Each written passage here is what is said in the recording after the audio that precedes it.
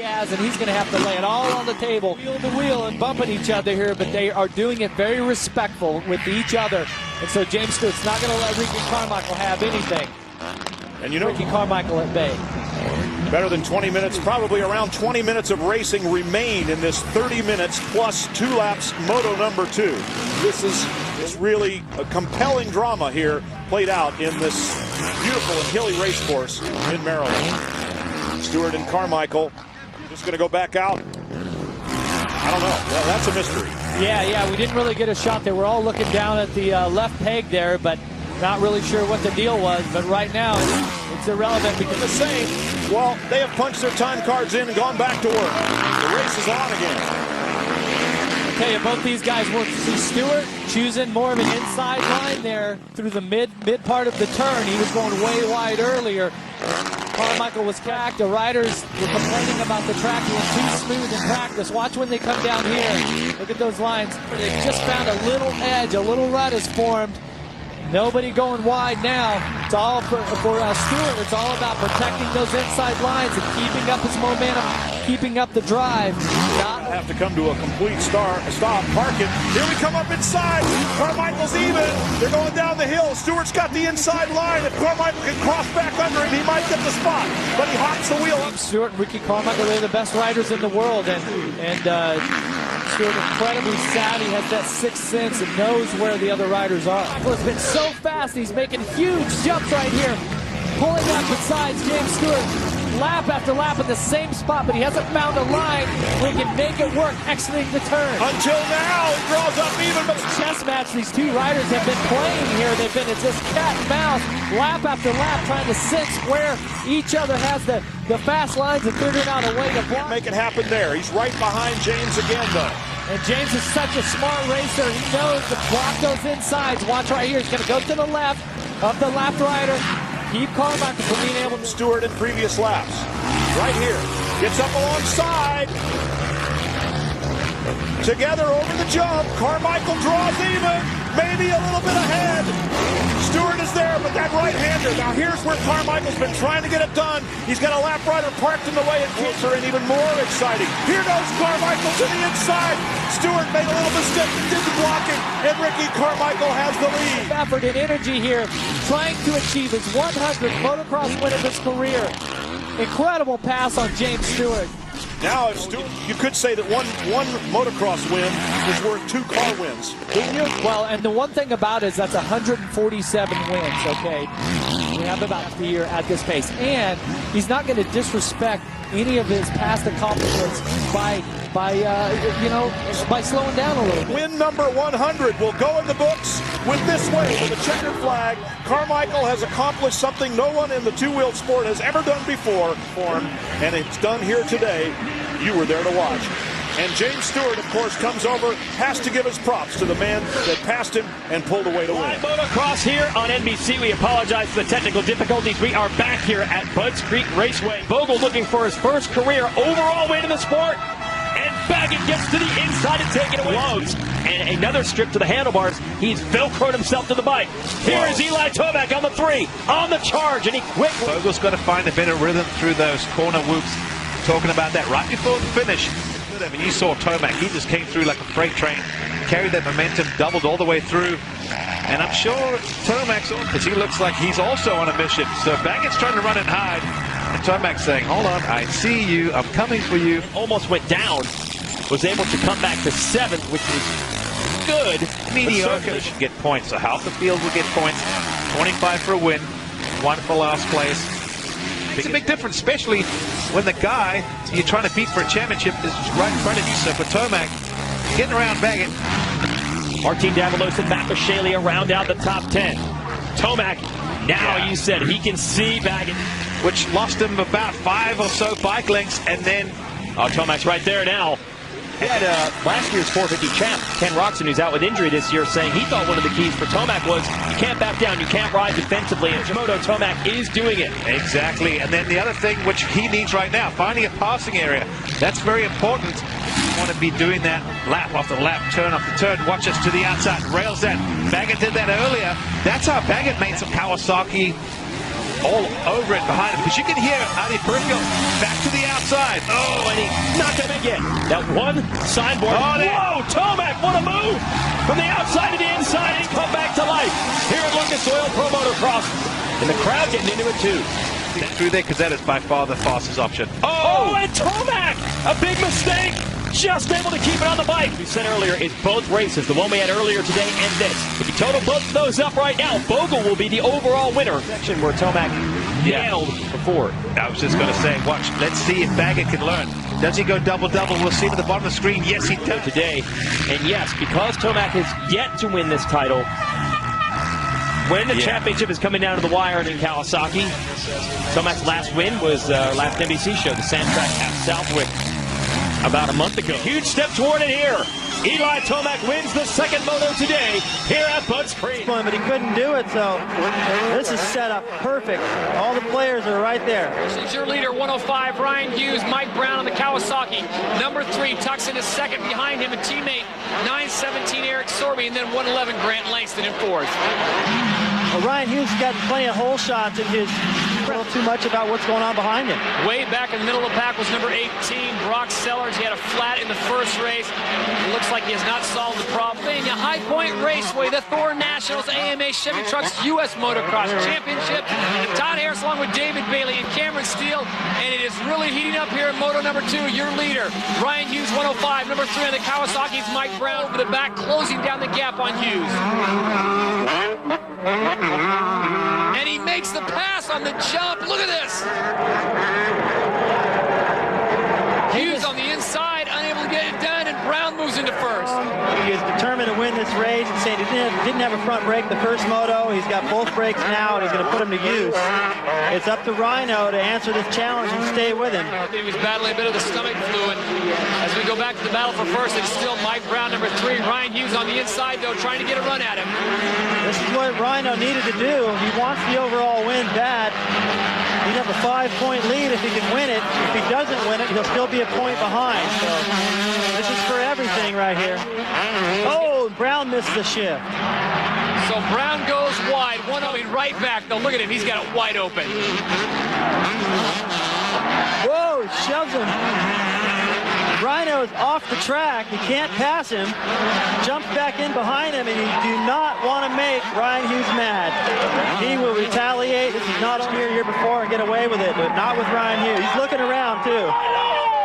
Yeah, I think he knows, what have I done? Oh, and Ryan Hughes goes in and makes contact. So Hughes goes right into first place, Brown into second. Everyone at KTM's happy about that. Folks at Kawasaki. And look at this, Brown coming right back. Now you can hear the crowd. Look at Brown just making sure there's no way Ryan's going to have a chance to get him back. Jumps into that section where he blew it the first moto. Doesn't get any better. They've got almost 30 seconds at this point of the race on Eric Sorby in third. These guys are absolutely flying. And that was in the orange shirt. That was Larry Brooks flexing his muscles, telling Rhino, be strong. You're the man. Win this thing. Brown's pretty strong, too. Oh, he gets him again. Brown comes right back, puts a wheel in there, gets underneath him, and he gets the lead back. This is unbelievable, David. 5 lead changes in the last lap. They've been settled down just a little bit right now, but this place has come to life. Mount Morris is seeing some of the best. Front, and Ryan Hughes is on the charge. Well, a lap ago, Ryan Hughes blew this double right here. He jumped over the top of that berm, and he couldn't do this. And he lost about 20 bike lengths or so, and he's gotten all that back, closed the gap a little bit just to make Mike nervous. Great race. Moto number 1 was a different story when he got tangled up in that flagging stuff, kind of backed off a bit, worrying that his brakes might lock up. Ryan Hughes picked up the victory there. But look at it, here comes Hughes one more time. Oh, he's giving it everything he's got. It looks like Brown's going to get it. They both deserved it, but Brown came back and answered Rhino's challenge. So Mike Brown picks up the win in Moto number 2 by virtue of that, and a second place finish in Moto number 1. He will get the overall. I hope but those two got together. Exactly. That's a good sign. There you go. Man, if it had been 5 years ago, Rhino this would have been flying. Jumped off his bike and tackled him to the ground. Carmichael's right behind him now. Gibson slips back to third and in danger of losing that. So Carmichael chasing Reed here on lap number 1. And behind you, all the time. You get him in front of you, and it's hard to even keep him in sight. So I think Reed's in a good position right now. If he wants to race with Ricky, well, he's got him behind. Of all the laps in a moto. Yeah, particularly at the end of the moto. You start to slow a little bit. He uses his fitness to his advantage. He learned that early on in his career, and he continues to use that. His fitness is his biggest weapon. Knox have pulled away from the rest of the field, making it look almost like a match race here at Budds Creek. Reed continues. A rocky little spot where there's not a lot of rocks in the rest of the track, but just right there. And that roost on the 450 with those little bits of ground in the face with a little BB gun. Probably feels like a machine gun nest coming up to meet you there at the top of that. Good job of it here as the Team Makita Suzuki number 4 is getting a little bit closer. It's going to be side by side, and there he goes reaching for the chin piece on the helmet again. Moto number 2. And for Ricky Carmichael, trying hard, takes the outside line the long way around. Reed still gets a good drive off the corner and hangs on to the lead. How hard must it be to just ride your own line and try to worry the hill? Reed still holding on to it over the top, 2 different ruts. And Chad Reed is your leader on the Yamaha. Here comes the Suzuki. Carmichael up inside. Nope, can't make it work there. They jump together. What that does is allow those guys to keep their bike's trajectory lower. If they hit it straight, the bike wants to just go up. If you fraction of a second, but doing that around the entire circuit over each jump saves you a second, 2 seconds a lap. So a lot of that sideways stuff is not for show. It's actually to shave lap times off. Reed holds off Ricky Carmichael at Budds Creek. Chad Reed's mechanic pretty happy with the situation right now. It's good to see Reedy putting in a edge of the lines and scrubbing jumps. You can just see him pushing harder than he has been at other times this year. So Chad Reed on the 22 Yamaha, Carmichael on the number 4 Suzuki. Done, but no, there's not enough time to get to the next right-hander. Reed's still there. Boy, they throw a lot of dirt. Or get by him, do something quick.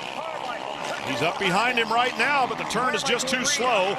Now it's an uphill drag race, a little bit of air, another scrub. Boy, these guys are putting on a show. Chad's stepped up, and he's going to give Ricky a run for it today.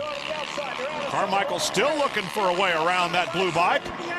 In the air, he makes up some ground. It's going to be a right-hander coming up.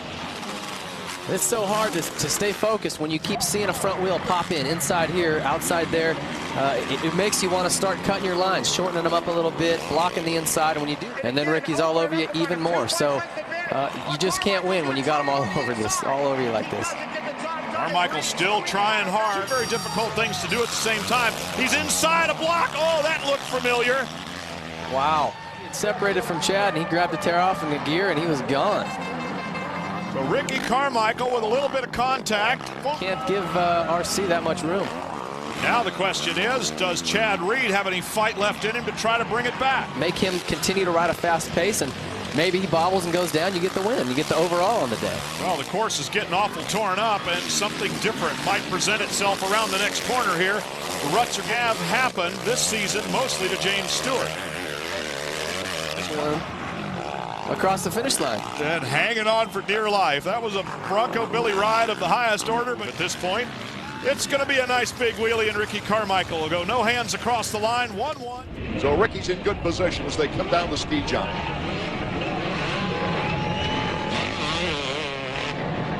Carmichael, immediate pressure. Bell comes up short, and Ricky goes into first place. Kevin Windham has passed John Dowd. Dowd with Ryan Hughes and Tortelli. Ricky Carmichael finishing the first lap in front of Kevin Windham, and Tortelli is starting to blister the course. Rocco back to 10. Well, that's unlike Mike LaRocco this year. Whoa, hang on, Tortelli. Kevin Windham, a chance to go bar to bar now with Tortelli. Tortelli with 4 podiums on the year takes the inside. Back and forth we go with Tortelli now in second place. Well, if these guys keep fighting the way they are, if they come around a big sweeper like that and Carmichael's that far ahead, look at him. He's gone. And Tortelli is really putting time on Windham now, so maybe we're going to see a race for the top spot. Ryan's been able to hold him off. Hang on to your hats. There's Ricky Carmichael, but look who's right behind him, Sebastian Tortelli. And Tortelli might be the fastest bike on the track right now. Driver's seat a little. Carmichael's arms looking just like pistons. Oh, he lost control for a moment. Here comes number 13. That's Tortelli.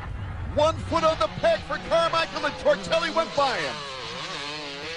Yeah, he's definitely worrying Ricky.